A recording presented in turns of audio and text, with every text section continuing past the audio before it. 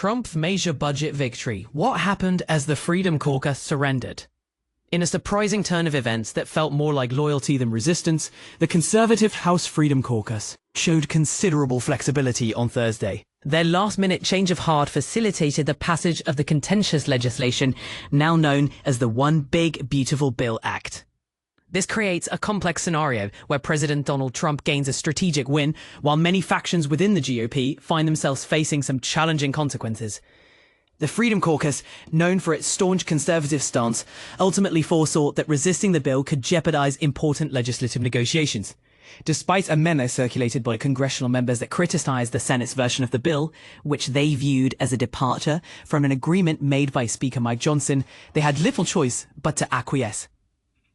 In the crucial moment leading to the vote, Rep. Ralph Norman presented a plan to GOP leaders, hoping it would sway several votes in support. However, none of his proposed changes were made to the bill, and amendments remained improbable given the looming July 4th deadline. And here's where it gets interesting. The power struggle within the party became highlights of critical discussions.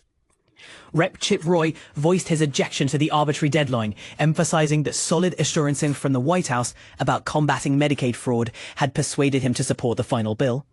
But the contrast here is striking. Some GOP members who initially resisted found themselves quietly aligning with Trump's directives, irrespective of their earlier outspoken stance.